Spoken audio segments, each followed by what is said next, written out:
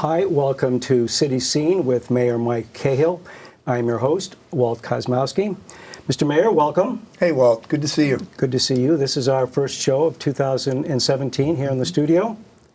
Good start to a new year. Absolutely. Well, you know, the kids are back to school after 3 snow days. We're all shoveled out, and it's almost spring. There you go. Good thought. Good Winter's thought. been and gone, let's hope. And Mike, you've brought with you a couple of guests. You brought Mike Collins, who is the Commissioner of Public Services and Engineering for the City of Beverly. Mike, welcome. Thanks for having me. And also Alan Taubert Jr., who is the Executive Director of the South Essex Sewerage District. Did I get that right, Yes, you Alan? did. Thank you very much. And I think I'll remind our viewers that a couple of months back, we talked with the mayor and some guests about the Salem-Beverly Water Board, and we talked about our water supply here in Beverly, the source of our water, how it's delivered to the homes and businesses. And today we're going to continue that discussion, and we're going to talk about where does the water go post using it. And we're going to take an in-depth look at our sewer system and our treatment plant.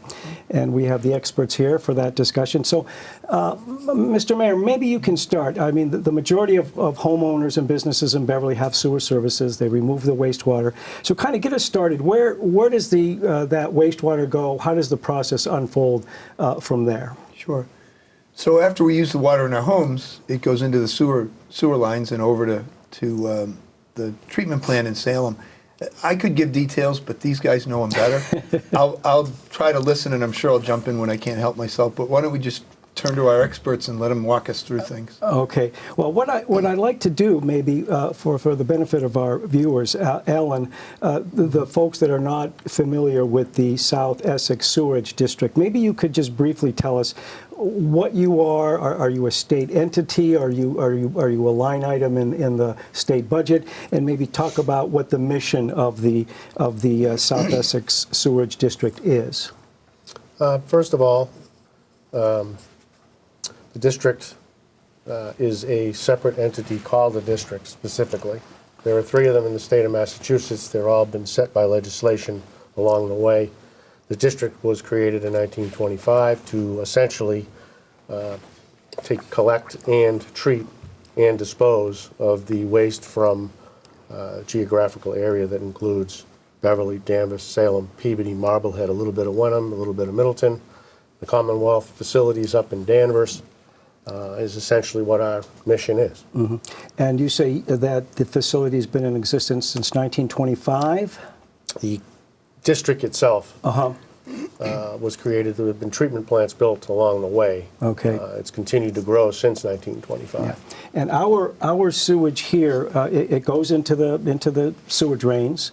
And then it gets to, and I have a picture. Maybe I'll ask my camera person to zero in. This is the South Essex Sewerage District wastewater treatment facility in Salem. So I'll just kind of hold that up and let them get a tight shot of this. So is this where our Beverly's wastewater ends up in this facility?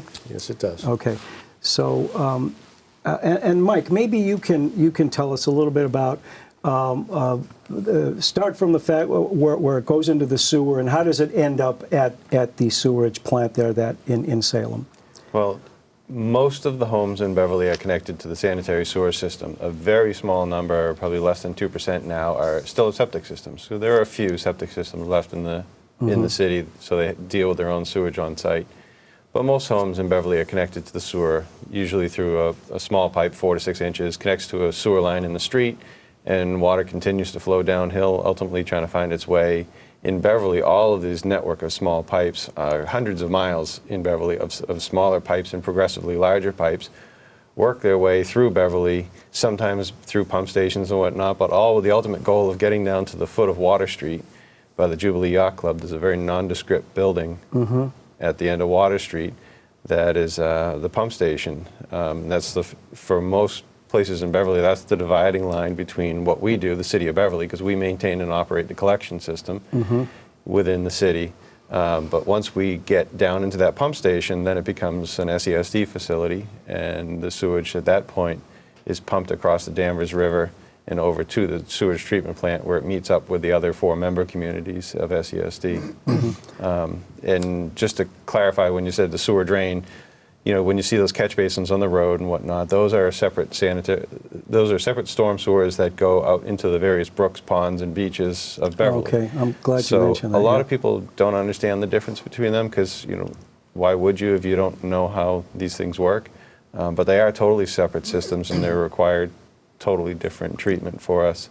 So it's important that people don't treat the catch basins in front of their house as though they're a sanitary sewer. That Yeah. doesn't get treated. Right. It's going to end up, if you put your pet waste, your paint, anything like Yeah, that, yeah, exactly. into a catch basin, it's going to end up in our beaches. So the catch basins, basically, that's rainwater, right? That's Yeah. natural water, and what we're talking about here would be stuff that comes out of your toilets and your Yeah. sinks in your homes and things like that. Yeah. But Walt, I'd say those catch basins, as Mike said, you know, what commonly gets into catch basins, Yeah. in addition to what he said, are oil from cars and rubber bits that come off tires. Yeah. You know, so that's why there are.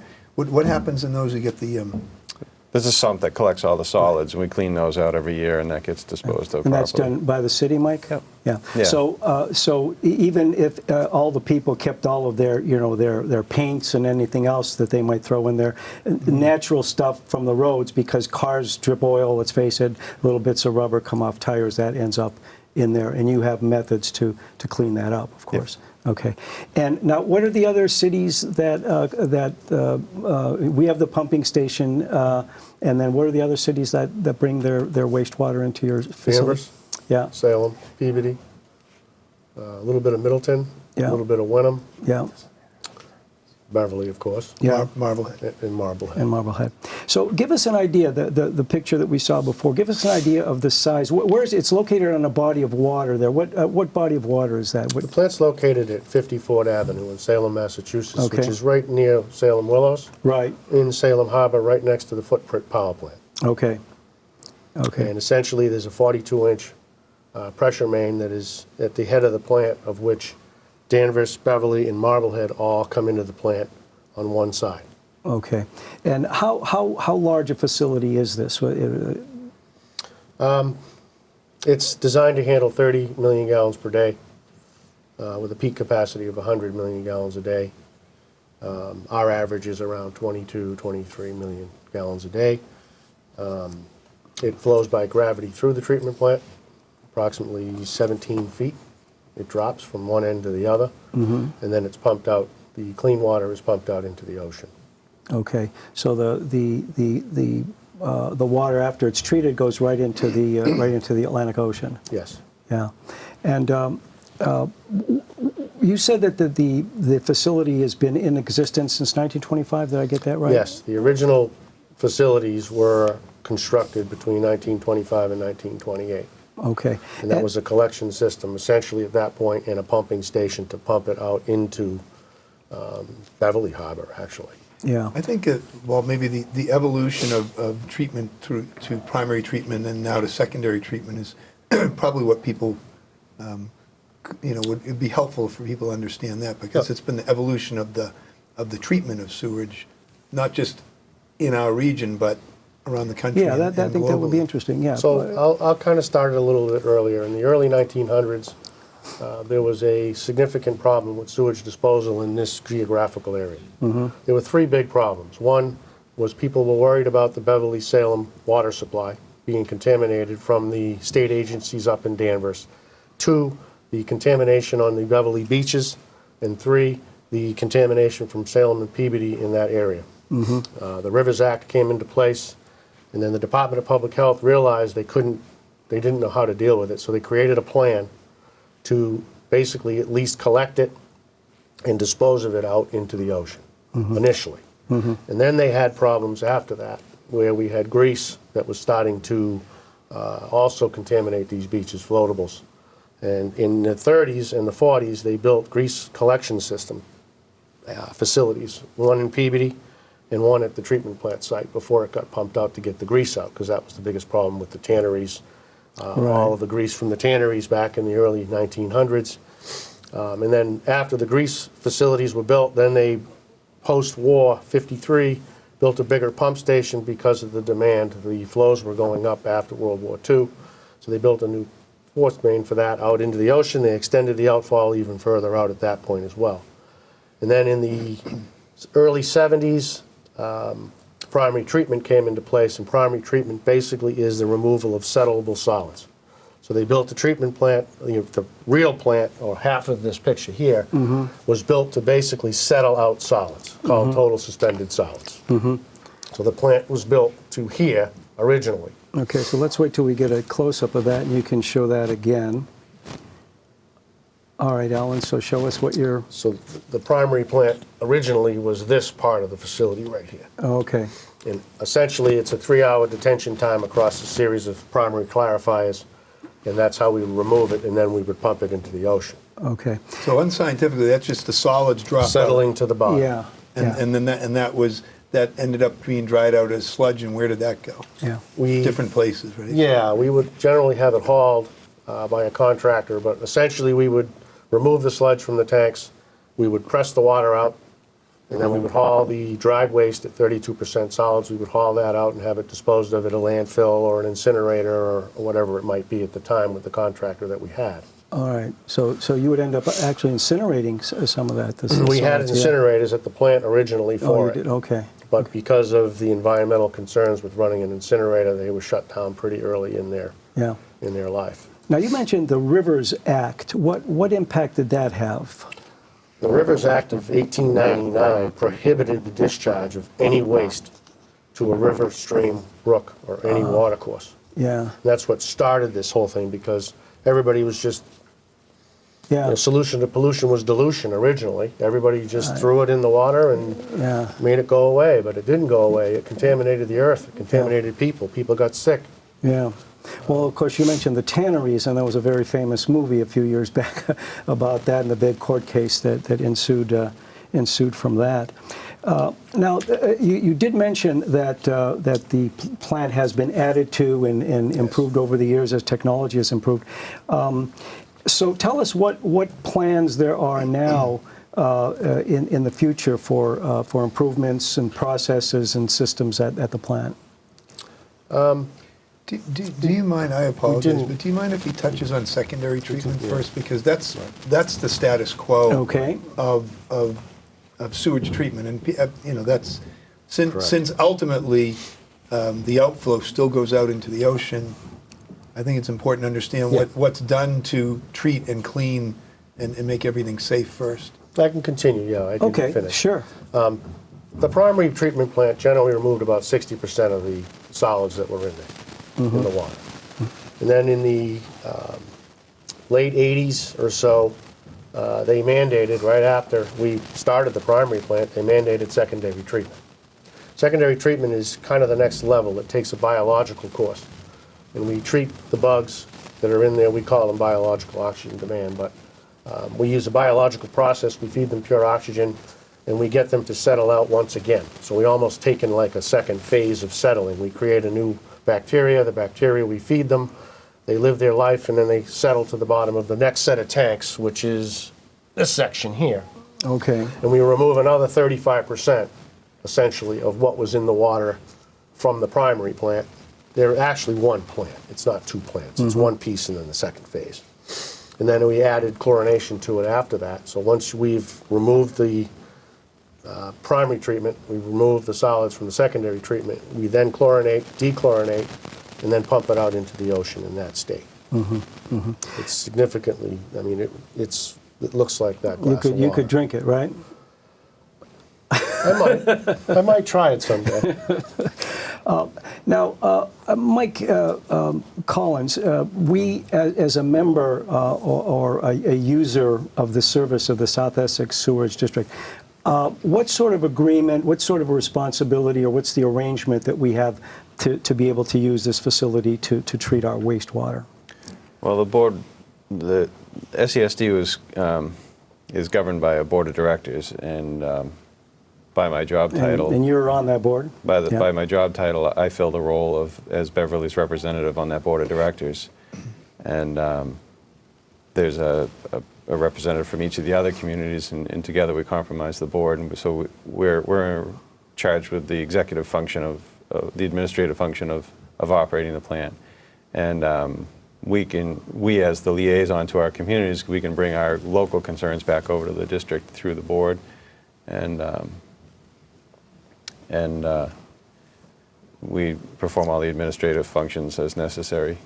I think it's pretty remarkable, just to wrap up what Alan was saying, that in our lifetimes we've gone from essentially no treatment whatsoever, which I remember as a kid, the things you would find on the beaches would be covered with all sorts of floatables that came back onto the beaches. So we've gone essentially from nothing to a process where we're removing 95% of the solids, and we're chlorinating, so we're pathogenically pure, if you will, and the water itself is actually clear. So it's remarkable. Most of the process Alan was talking about is designed to remove nutrients from the water. Nutrients can become a big problem if we release them out into the environment. Now, what is the financial impact here of our using this? Where does this South Essex Sewerage District, where do you get your money? Do you get some funding from the state, or is it monies that these communities pay you directly? Maybe you could talk about that. Yeah, I'll explain that. The district was set up right from the start by the Department of Public Health to actually allocate the costs of our facilities, our collection, treatment, admin, all the expenses, essentially, and distribute them amongst each of the entities based on what they give us. Okay. So we monitor the flows and loads coming into the plant, and we meter these every day, and we sample it every day. And then we allocate the costs associated with each piece of our facility is broken down by those elements, whether it's just flow, whether it's just TSS, BOD, however it breaks out. And then we combine all of it together. And each one of the entities pays, we basically call it pay-as-you-go. So they pay exactly for what they use. What they use, yeah. And we use the 3-year moving average to prepare our budget. We're underneath Prop 2.5. We're not a state agency. The communities pay 100% of the bill, and they're responsible for 100% of taking care of it as well along the way. So roughly, what is your annual budget each year? Right now it's $24,300,000. 24 million. So Beverly's portion of that is roughly what? 4.3 million. 4.3 million. So 18% roughly is Beverly's portion, is 18. So as Mike Collins was saying, we pump it from that pumping station across the harbor to you, and you have some sort of, I mean, this is just very rough, some kind of a flow gauge there, something that measures how much, and then we get charged. Yes. As we use it. There's a sampler located at the pump station, and there's a flow meter located at the pump station, actually on the treatment plant site. Yeah. And we collect those samples every day. We have a state-certified lab. We test all of the samples in-house. Yeah. So we've got control over all of it at this point. No, Walt, there's a whole infrastructure that is shared by the member communities that's at the plant, and that we all share responsibility for, for improvements. And then each community has its infrastructure within the community, the system of piping and pumping stations and such, that we're responsible for our piece in Beverly. For example, when the secondary treatment plant was built in the 90s, that's when I became state representative, and I remember, there were some issues around how the plant was going to be built, and we were allowed to build a plant of a certain size rather than a larger plant because the district and the member communities made a commitment to decreasing the amount of infiltration and inflow. Water that got into the pipes that was, say, groundwater, rainwater, things that didn't belong in there. And so we've got a responsibility to do some infrastructure work, and we're doing some of that with a section of town. We're working on a cove infiltration and inflow project that homeowners in the Montserrat Cove area have noticed for the last couple of years. Mike could probably walk you through a little bit of some of the infrastructure work we're doing and will be doing. Does that make sense? Yeah, I think our viewers would be quite interested. Well, maybe, in we have a responsibility to maintain and operate our local collection system, and there's actually a new state regulation that just came out last year that sets a whole new set of standards for us and timelines for us to accomplish a large amount of work. We're just embarking on that work. It all starts with flow meters being dispersed throughout our system looking for extraneous water that shouldn't be in the sewage, because there's no sense putting perfectly clean groundwater in the sanitary sewer, Sure. then having to treat it and transport it, treat it.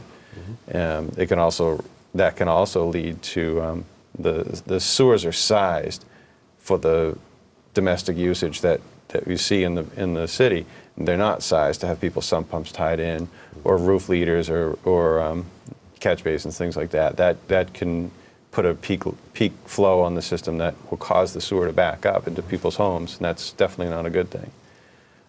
So we are constantly, somewhere in the sewer system, we're constantly working and designing new projects to improve the condition of the sewers and to prevent groundwater from leaking into it, because that's all less work for the sewage treatment plant at the end of the day. Yeah. To touch, you started to go down the road a little bit of what would the future, what does the future hold at SESD, because I think if I can interpret, one of the things you could talk about, Alan, would be the life cycle costs and the life cycle programming that we have at the district, and that even though the plant was essentially rebuilt in 1998, we're reaching the end of the useful life of a lot of the materials. We took a number of our city councilors on a tour of the district a few weeks ago, and the thing that you come away with is it's such an urgent situation, because you're at the bottom of the hill. You can't stop the sewage from coming to you. So you can't just say, well, we're going to shut down this week and do some maintenance. Yeah. The sewage never stops. And also, it's an incredibly hostile environment, because everything that comes there is corrosive. So the atmosphere in the buildings is incredibly corrosive. So while stainless steel is absolutely the metal of choice, even stainless steel corrodes in these environments. Yeah. So there's a tremendous amount of work that the district is going to be embarking on. So. Yeah. Ellen, maybe you could take it from there. Sure. So I guess to Mike's point, I just want to point out that, as you heard here today, the city of Beverly and the district are a team in this. Okay, their system needs to be what it needs to be. I need to take care of mine, and together we need to take care of the whole. And that's essentially what this is all about. So getting back to the facilities, we've got pipeline that are 80 years old. We've got a primary treatment plant that was built in '77. I rehabbed it in the mid to late 90s. The secondary treatment plant was built in the late 90s. So we've reached the end of our second life cycle of the first primary plant when it was constructed. We're at the end of the life cycle for the secondary treatment plant piece that was built. And at this point, my whole horizon at this point is to plan for and execute the rehabilitation and the maintenance and keeping the sustainability of this complete asset moving forward from here on out. We're not going to be building a new one. So right now, my job is going to be to take care of the one that I have. And that's really what my function is at this point. I'm looking forward, I'm planning, I'm trying to come up with the finances and the funding to cause the least amount of impact to the city of Beverly and all the other member communities as well, to efficiently and effectively maintain this asset without having to really borrow money if I don't have to. Yeah. So take us, Alan, down that. So you probably have some number that you've kind of projected that I'm going to need X millions of dollars over the next 10 years or 12 years, or you have certain projects where you want to revamp this part of the plant or that. So, and you can't do that piecemeal. You've got to do the. So, what are the options that you would give to the cities that are your customers, if I may say? What options would they have to come up with that money? There's a variety of options. One, pay cash for it, plan ahead and pay cash for it, which is kind of what we're doing now. We have a 5-year, $20 million plan that's in place right now. And right now, the board has accepted the plan that I've put together to be able to fund those with cash without borrowing at this point. So that's the $20 million plan. Beyond that 5-year plan, there could be several projects. A large project, for instance, like the Beverly Force Main, which was put in 1989, is one of the assets that's critical to us. It's the main pipe that feeds all of Beverly to us, is one of the assets that I have in mind that we're going to need to take a look at. When we get to that asset, we will be talking directly with the city very closely to come up with plans, whether we get a loan from the state, we borrow on our own, we pay cash, We're not really sure. The city could borrow money to pay for it, pay us for it. I mean, all the projects come through the district. There are projects, but my job is to work with the city hand in hand to make it work as best I can. And Alan, when we, for example, that force main, that brings some Danvers flow as well, Yes. and the small amount of Wenham flow.